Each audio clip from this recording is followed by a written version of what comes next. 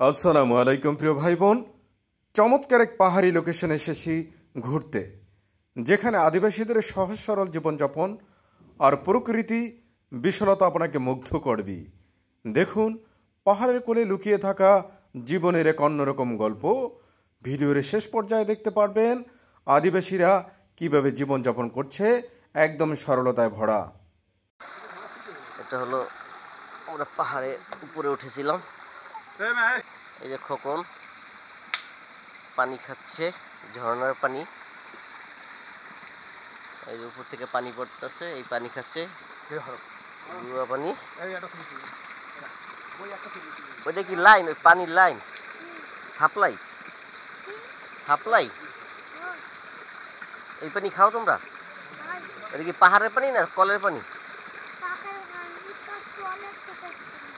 কলের থেকে এসে পানি। আচ্ছা,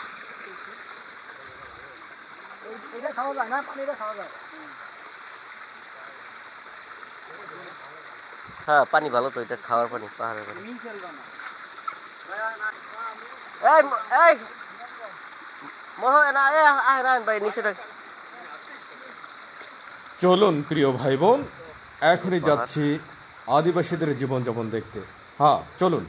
যে পাহাড়ের নিচে আদিবাসীদের বাড়ি, হলো আদিবাসীদের বাড়ি, আদিবাসীরা থাকে,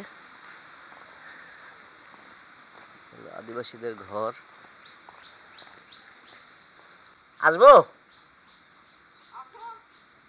আসবো কথা বলবো।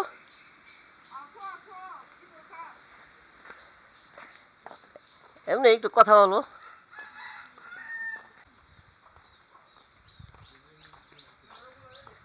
কি দাদু ভালো আছেন?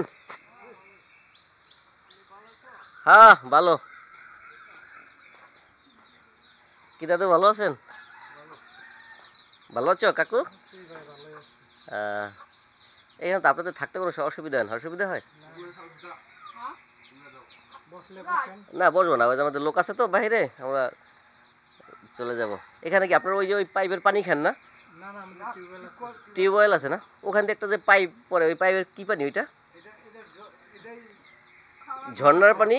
ঝর্ণার পানি মাটির নিচ দিয়ে পাইপ আইছে না? ঝর্ণার পানি তাই না? আচ্ছা ঠিক আছে, ভালো থাকেন। আপনারা মুরগি পালেন তাই না? মুরগি পালেন, এখানে ওই চাষাবাদ করেন ওই বাইরে না? ঠিক আছে, তা ভালো থাকেন। ভালো থাকো কাকু। এই যে ঢুকছিলাম ওদের বাড়িতে, এই যে জাম্বুরা গাছ, ঢুকছিলাম, কথা বললাম ওনাদের সাথে। এই যে জাম্বুরা, এই যে ওনাদের ঘর, এই যে ঘর, বাড়ি থেকে বাইরেছি।